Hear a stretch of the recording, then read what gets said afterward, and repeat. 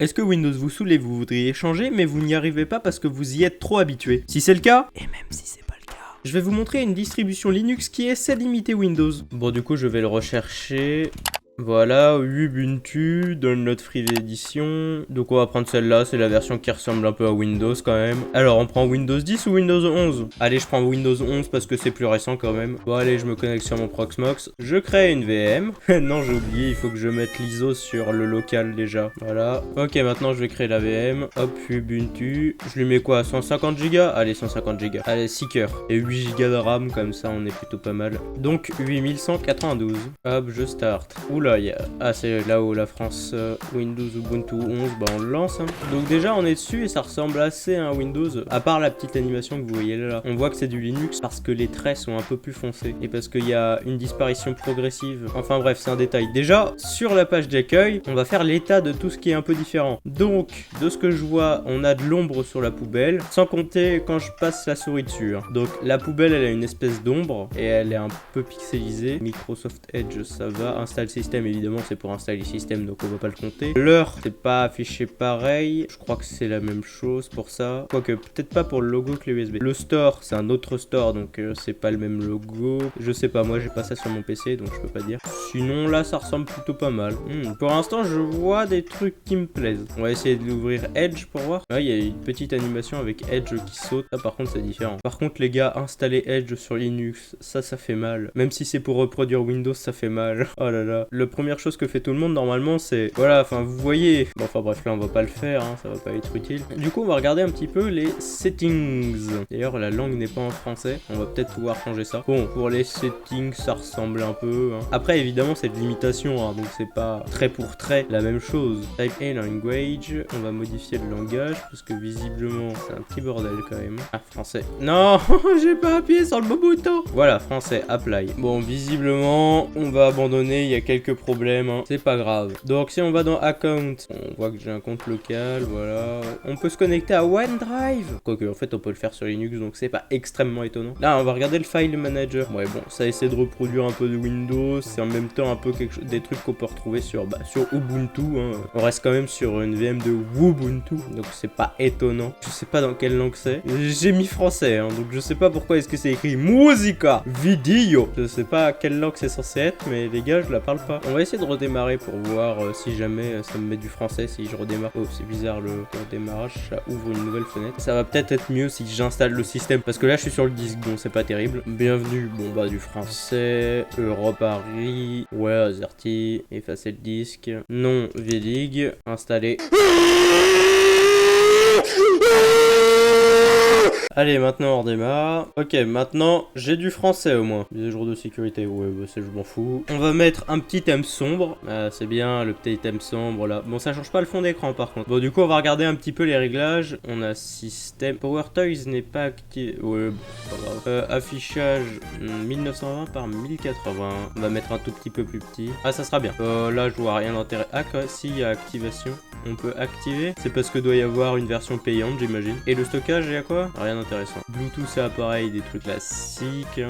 Réseau et internet, voilà, c'est pas intéressant. C'est assez laid quand même. Application. Ah, on peut regarder les applications installées. Windows, Willow. Là, ça montre tout ce qui est utilisé. Là, ouais, c'est pas très intéressant. Ça montre juste toutes les applications installées pour que ça ressemble à Windows, hein, basiquement. Ouais, c'est ça. Bon, on a plus grand chose d'intéressant à voir dans les réglages. Hein. Bon, sinon, il y a quoi d'installer par défaut? Il y a Kite qui doit relancer le bloc-notes. Bon, ça ressemble pas au bloc-notes hein, quand même. En fait c'est un terminal, enfin c'est pour faire du code, d'accord, c'est pas vraiment un bloc-notes. Ah on a un truc Android, c'est quoi ça? Il n'y a pas de virtualisation, enfin c'est pas intéressant, je pense que c'est pour faire de l'émulation Android. Bon, un truc qui peut être intéressant de voir, c'est à quel point c'est facile de télécharger une application là-dessus. C'est simple, moi mon exemple ça va être Linux Mint, donc littéralement si on télécharge une image pour Linux, le machin, s'il manque des dépendances, il va tout télécharger pour nous, voilà, donc je vais prendre cet exemple exemple là. Pour un Windows, c'est le minimum, c'est ça que j'entends. Bon, du coup, je vais taper, je sais pas,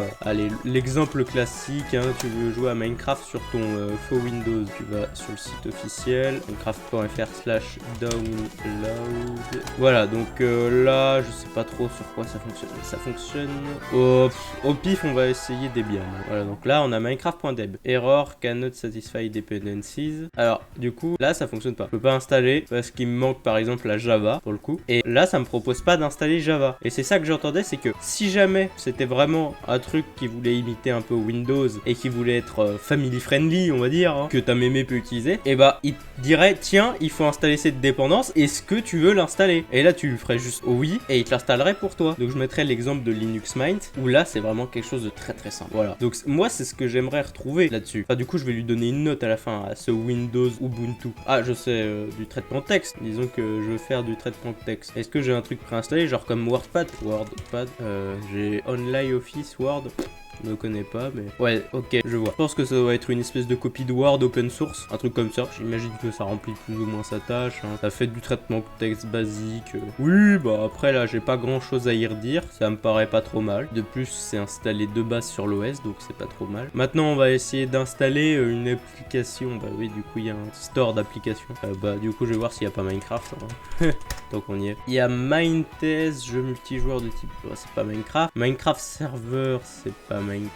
Un installeur pour Minecraft par contre. Le mot de passe. En fait, pourquoi je fais le test avec Minecraft en particulier? Déjà de 1, je connais bien Minecraft, mais de 2 surtout, c'est quelque chose qui est pas extrêmement complexe à installer, mais qui est pas le plus facile non plus. C'est-à-dire que c'est pas non plus t'installes Steam, ça fonctionne. Non, là c'est vraiment quelque chose que on peut vouloir faire un petit Minecraft, parce que Minecraft ça se fait tourner un peu sur n'importe quoi, hein. Donc je pense que Minecraft c'est un très bon test. Après je sais pas ce que vous en pensez, hein. Sinon là je suis en train d'installer Minecraft, mais je vais regarder un peu ce qui est proposé, parce que bon, là j'ai des jeux par exemple, on va pas s'amuser à jouer à 47 jeux, hein. On n'est pas non plus là pour ça. On va regarder multimédia, ça peut être pas mal. Donc on a des trucs pour écouter de la musique. Donc en gros c'est un store d'applications qui doivent être plus ou moins basiques pour du Linux, qui doivent être assez connus. Donc je pense que c'est pas trop mal au niveau des applications qu'on peut mettre, hein. Bah après je connais pas la moitié des applications, hein, parce qu'on reste quand même... Oh, il y a que BitTorrent de proposer. Oh bah c'est comme par hasard, dis donc. Bon, on a FileZilla, Telegram, Wireshark. Bon après on a des trucs de développement, hein, donc c'est logique, hein, pour des Linux d'avoir quelques trucs de développement. Il y a Minecraft qui est installé a priori. J'ai vu que Minecraft devait être installé. Donc par exemple si j'ai envie de lancer une application d'ici, voilà, donc il est juste là. Est-ce que je peux le lancer? Ouais, je peux le lancer. Donc on va essayer pour voir. Et ben ça fonctionne pas quand je tape mon mot de passe. Ah mais ça fonctionne pas. Le trousseau de connexion, je sais pas moi. Je sais pas, je vais pas mettre de mot de passe pour voir si ça fonctionne. Le mot de passe de verrouillage, je n'ai pas connais. Certes, mais j'ai mis aucun mot de passe là. Le seul mot de passe que j'ai mis, c'est pour ma session et ça fonctionne pas. Je sais pas moi. Je l'ai tapé 3 fois mon mot de passe, donc il y a un moment où faudrait peut-être que ça fonctionne. Ouais, bah, je l'ai pas. J'ai pas le mot de passe. Tais-toi, trousseau de connexion là. Voilà. Donc connectons-nous à notre magnifique compte Microsoft. Si le trousseau de connexion me redemande encore une fois de le déconnecter, mais je vais le frapper. J'en peux plus. Je peux même pas faire clic droit à suspendre ou un truc comme ça. Je sais que c'est pas correct. J'ai pas créé de mot de passe. Je vais pas t'en inventer un. Et donc on peut constater que Minecraft ne fonctionne pas. Parce que je peux vous affirmer que le mot de passe là est bon, vu que c'est en train de se connecter. Ah si, quand même. Ah coquin, t'as pas réussi à me connecter. C'est dire.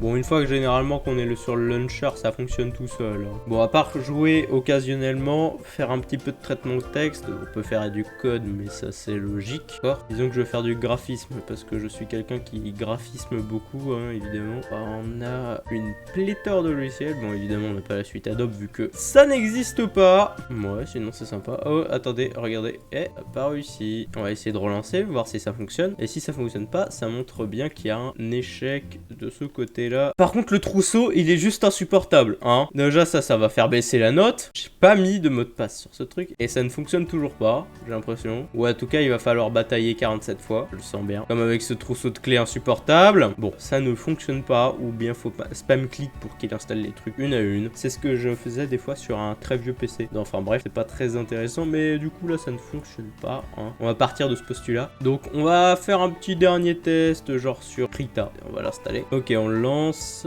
Oh, oh, c'est barbare. New file. Ça me fait penser à, pas à GIMP, à Paint.net peut-être, je sais plus. Ça me fait penser à un logiciel comme ça, je sais plus exactement lequel, vu que j'utilise Photoshop quand je dois faire quelque chose. Mais ça va remplir, je pense que ça remplit bien sa tâche, hein. Je pense que c'est pas trop mal. Bon, après avoir vu tout ça, je pense que je peux donner une petite note, on va dire sur 10. En partant du postulat que ça essaye d'imiter un Windows, hein, pour, j'imagine, être un peu family friendly, bah je lui donne 4, hein, parce que bon, c'est pas très instinctif, ça fonctionne un peu moyennement. Par exemple là, le fait que je puisse pas installer une application simplement, je suis obligé de passer par le petit truc là, et que ça me propose pas peut-être d'avoir une complétion des dépendances automatiques, comme sur Linux Mint, hein, je le rappelle. Déjà ça fait perdre des points, le fait que t'aies l'espèce de trousseau de clés qui m'a embêté pendant 5 minutes, alors que je n'ai pas de mot de passe à part celui de login. Sinon les logiciels installables ils fonctionnent, mais pas Minecraft, hein.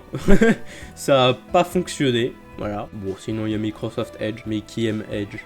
Bonne question. Après je suis pas le meilleur pour classer les Linux non plus, hein. J'utilise pas 27 000 Linux tout le temps, je suis sur Windows, comme beaucoup de gens d'ailleurs. Mais je sais utiliser un peu Linux et là, pour quelque chose qui essaie d'être family friendly, bah ça l'est pas quoi. Donc en conclusion, je pense que vous pouvez pas le donner à votre tata ou à votre mamie qui ont du mal avec l'ordinateur. Voilà, partez plutôt sur un Windows classico, ou si jamais vous avez un peu plus de moyens à allouer, macOS, hein. Pour les gens qui ont du mal avec l'informatique, c'est toujours le mieux. Enfin voilà. Bon bah après tout ça, je vous dis salut, hein.